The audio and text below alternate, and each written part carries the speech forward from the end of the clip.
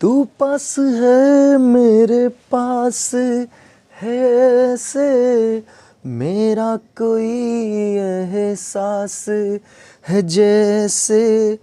तू पास है मेरे पास है ऐसे, मेरा कोई एहसास है जैसे।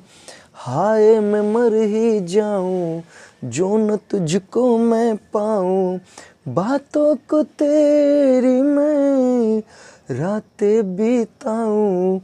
ओठों पे लम्हा लम्हा है नाम तेरा, हाय तुझको ही गाऊं मैं, तुझको पुकारूं। सैया न तू तो बदला नहीं है, मौसम जरा सा रूठा हुआ है। सैया न तू तो बदला नहीं है, मौसम जरा सा रूठा हुआ है। जय हिंद साथियों, मैं अपने इस वीडियो में आपका पुनः स्वागत करता हूं। दोस्तों आज अब बेसिकली हम लोग बात करने वाले हैं क्लास 12th फिजिक्स में जो चैप्टर का नाम होगा वो होगा प्रिज्म। तो प्रिज्म से रिलेटेड आज बेसिकली हम लोग एक इम्पॉर्टेंट प्रश्न पर बात करेंगे जो कि बोर्ड एग्जाम में 5 नंबर में पूछा जाता है। तो ये बेसिकली जो वीडियो बनाया जा रहा है 2026 जो बोर्ड एग्ज़ाम है उसके लिए बेसिकली बनाया जा रहा है। चाहे कोई भी बोर्ड एग्ज़ाम हो, यूपी, एमपी, बिहार, कोई भी बोर्ड एग्ज़ाम हो, सभी के लिए क्या है महत्वपूर्ण है। तो चलिए आइए स्टार्ट करते हैं। हो सकता है ऊपर का नहीं दिख रहा होगा लेकिन मैं पढ़ के सुना दे रहा हूँ, सुन लीजिए इसमें क्या लिखा है। इसमें लिख रहा है कि 60 डिग्री अपवर्तक कोण। एक मिनट, अपवर्तक कोण का मतलब होता है प्रिज्म कोण। तो 60 डिग्री अपवर्तक कोण वाले प्रिज्म का पीले प्रकाश के लिए अपवर्तनांक जो है वो √2 है। फिर कह रहा है अल्पतम विचलन की स्थिति में ज्ञात कीजिए। क्या क्या ज्ञात करना है? पहला नंबर में तो आपको अल्पतम विचलन कोण अर्थात डेल्टा एम बताना है। दूसरा नंबर में आपको आपतन कोण अर्थात हमको आई का मान बताना है। और अगला नंबर अपवर्तन कोण जो इसको बेसिकली आर से प्रदर्शित करते इसको बताना है। प्लस यहाँ पे अगला नंबर हमको निर्गत या निर्गमन कोण बताना है। तो एक बात बता दूँ, प्रिज्म आप लोग पढ़े होंगे तो उसमें क्या होता है कि 2 बार परावर्तन उसमें 2 बार अपवर्तन होता है, अर्थात उसमें 2 आपतन कोण होते हैं, 2 अपवर्तन कोण होते हैं। और जो जैसे मान लीजिए जिधर से प्रकाश एंट्री करता है उधर वाले को आपतन कोण कहते हैं, और जिधर से प्रकाश बाहर निकलता है उसे हम लोग निर्गत कोण कहते हैं। और ध्यान देना कि न्यूनतम विचलन की दशम क्या होता है कि जो आपतन कोण होता है और जो निर्गत कोण होता है ये दोनों आपस में क्या होते हैं, बराबर होते हैं। तो अगर मान लीजिए मैं यहाँ पे आपतन कोण को अगर निकाल लेता हूँ तो निर्गमन या निर्गत जो कोण है इसको हम आसानी से लिख सकते हैं। तो चलिए आइए स्टार्ट करते हैं। सबसे पहले हम लोग यहाँ पे देखेंगे, यहाँ पे दिया 60 डिग्री अपवर्तक कोण। तो पहला नंबर यहाँ लिखेंगे दिया है। क्या क्या दिया है? देखिए यहाँ पे अपवर्तक कोण अर्थात प्रिज्म कोण दिया। प्रिज्म कोण को किससे प्रदर्शित करते हैं? ए से। तो ये कितना दिया है? ये दिया हुआ है 60 डिग्री, ठीक है। उसके बाद यहाँ पे जो अपवर्तनांक अर्थात n, इसको n से भी रिप्रेजेंट करते हैं या फिर म्यू से भी दिखा सकते हैं। तो n बराबर ये दिया हुआ है √2। बाकी अगर आप चाहें तो √2 की जगह आप लोग क्या लिख सकते हैं, 1.414 ये भी लिख सकते हैं क्योंकि इसका मान होता है। और हमको इसमें क्या बताना है? पहला नंबर तो हमको बताना है न्यूनतम विचलन कोण, अर्थात पहला नंबर हमको क्या बताना है, डेल्टा एम बताना है। तो आप लोगों ने पढ़ा होगा जैसे न्यूनतम विचलन कोण, अपवर्तनांक और प्रिज्म कोण में संबंध का सूत्र। तो बेसिकली वो ये सूत्र है, n बराबर sine delta M plus a/2। फिर पूरे एक बटे क्या हो जाएगा, साइन a/2। तो ये है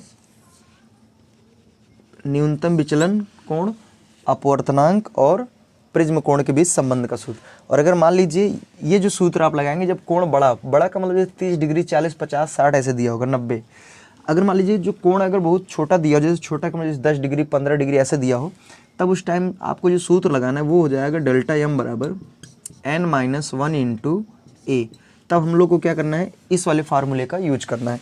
तो चलिए, हालांकि यहाँ पे 60 डिग्री दे रखा है प्रिज्म कोण, तो हम लोग ऊपर वाले फार्मूले का यूज करेंगे। तो हम लोग को सबसे पहला नंबर क्या बताना है, डेल्टा।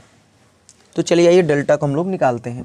तो यहाँ पहला नंबर डेल्टा लिखेंगे, चूँकि हम लोग जानते हैं n बराबर क्या होता है, n बराबर होता है साइन, एक मिनट इधर और हल्का सी इधर से करते ताकि सही रहेगा। चलिए हम लोग इसको हल्का से यहाँ से करते हैं। तो यहाँ पे लिखेंगे पहला नंबर, हमको क्या निकालना है, पहला नंबर में डेल्टा एम ज्ञात करना है। तो हम लोग जानते हैं क्या, हम लोग ये जानते हैं चूँकि n बराबर क्या होता है, sine delta m plus a बटे 2 फिर पूरे 1 बटे साइन a बटे 2। ठीक है, अब हम यहाँ पे n की जगह क्या रखेंगे, √2। एक काम करते हैं, चलिए इसका मान हम √2 ही रखते हैं, देखते हैं आवश्यकता पड़ेगी तो 1.414 भी लिखेंगे। उसके बाद बराबर क्या हो जाएगा, साइन, चलिए डेल्टा m तो निकालना है, डेल्टा m प्लस a का मान कितना है, a का मान दिया हुआ है 60, फिर पूरे 1 बटे कितना 2, फिर पूरे 1 बटे साइन, यहाँ पे a की जगह क्या रखेंगे 60 बटे 2। ठीक, तो इधर हो जाएगा √2 बराबर, चलिए इसको ऐसे ही रहने दीजिए ऊपर, डेल्टा m प्लस 60 बटे 2, फिर इधर देखिए इसको काट देंगे तो यहाँ से क्या आएगा 30, तो ये हो जाएगा फाइनली साइन 30 डिग्री। ठीक, तो यहाँ से क्या हो जाएगा √2 बराबर sine delta m plus 60 degree बटे 2 फिर पूरे 1 बटे, चलिए साइन 30 डिग्री का मान क्या होता है, साइन 30 डिग्री का मान होता है 1 बटे 2। ठीक, तो इसका इधर मल्टीप्लाई हो जाएगा, तो यहाँ से क्या हो जाएगा √2 गुणे 1 बटा 2 बराबर साइन डेल्टा m प्लस 60 बटे 2। ठीक, अब यहाँ से देखिए ध्यान से, जैसे √2 सॉरी यहाँ पे 2 जो है इसको हम √2 गुणे √2 लिख सकते हैं, तो यहाँ से हो जाएगा 2 गुणे 1 बटा √2 गुणे √2 बराबर क्या हो जाएगा, ये हो जाएगा sine delta m plus 60 degree बटे 2। ठीक, तो यहाँ से ये कैंसिल होगा एक, तो एक मिनट देख लेता हूँ दिख रहा है कि नहीं, ठीक, ज़्यादा नीचे कोई दिक्कत नहीं दिख रहा है, तो 1 बटा √2 बराबर क्या हो जाएगा sine delta m plus 60 degree बटे 2। अब एक बात समझिए, यहाँ पे अगर हम देखेंगे तो ये 1 बटा √2 किसका मान होता है साइन में, तो ये बेसिकली साइन 45 डिग्री का होता है, साइन 45 डिग्री बराबर क्या हो जाएगा साइन डेल्टा m प्लस 60 बटे 2।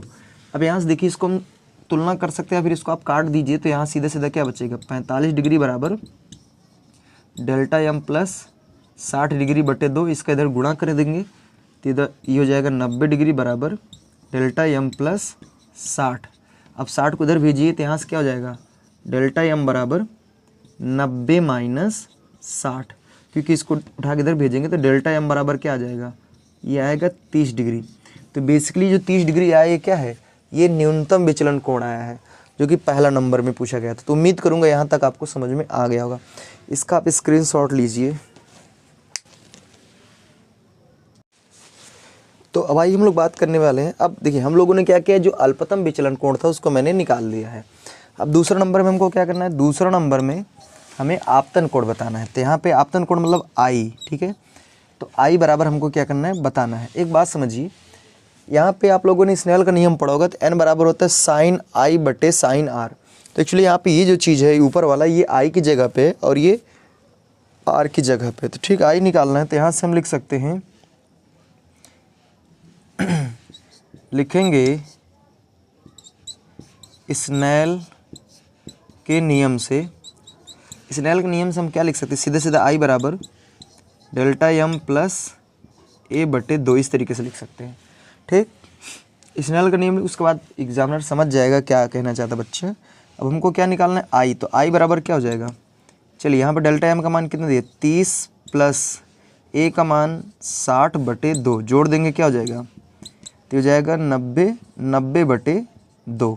इधर कैंसिल करेंगे तो आई बराबर क्या आएगा, आई बराबर आएगा 45 डिग्री। तो यहाँ से आपका आई का मान आ गया। ठीक, अब हमको क्या निकालना है, तीसरे नंबर में हमको आर निकालना है। तो आर बराबर हम लोग क्या लिख सकते हैं, ए बटे 2। ठीक, तो यहाँ से हो जाएगा आर बराबर ए का मान हो जाएगा 60 डिग्री बटे 2, इसको कैंसिल करेंगे तो क्या आएगा 30 डिग्री। तो आर बराबर कितना आ जाएगा 30, अर्थात जो आपतन कोण है वो 45 हो गया और अपवर्तन कोण कितना आ गया 30 डिग्री आ गया। उसके बाद फिर हम लोग लिखेंगे चौथा नंबर में क्या निकालना है, चौथे नंबर में निर्गत कोण। चौथे नंबर में क्या निकालना है, निर्गत कोण। ठीक है, निर्गत कोण क्या करना है, पता करना है। तो इसके लिए हम लोग क्या करेंगे, यहाँ लिखेंगे, क्या लिखेंगे, लिखेंगे न्यूनतम विचलन की दशा में जो आपतन कोण होता है, आपतन कोण ये बराबर किसके होता है, ये होता है निर्गत कोण के। ठीक, जो आपतन कोण होता है वो किसके बराबर होता है, निर्गत कोण के बराबर होता है। तो आपतन कोण कितना दिया भाई, आपतन कोण आई का जो मान है वो 45 डिग्री था, यानी यहाँ से हो जाएगा 45 डिग्री बराबर निर्गत कोण, निर्गत कोण। ठीक, चलिए तो निर्गत कोण कितना आ जाएगा 45। एक मिनट देख लेते दिख रहा है कि नहीं, चलिए दिख रहा है। तो यहाँ पे देख लीजिए निर्गत कोण जो है कितना आ गया 45 डिग्री। तो उम्मीद करूँगा हमने यहाँ पे अल्पतम विचलन कोण, आपतन कोण, अपवर्तन कोण और निर्गत कोण या निर्गमन कोण, क्योंकि कभी कभी क्या होता है निर्गत कोण या फिर कभी कभी निर्गमन भी बोल देता है, तो बच्चे कन्फ्यूज़ ना हो इसलिए मैंने दोनों को लिख दिया। ठीक है, तो उम्मीद करूँगा ये बात आपको समझ में आ गई। बाकी 2022, 23 और 24 में प्रश्न पूछा जा चुका है, और आपके अगर बोर्ड एग्जाम में प्रश्न आएगा तो कम से कम ये 5 नंबर में पूछा जाएगा। ठीक है, तो अब हमें दीजिए इजाज़त। जय हिंद।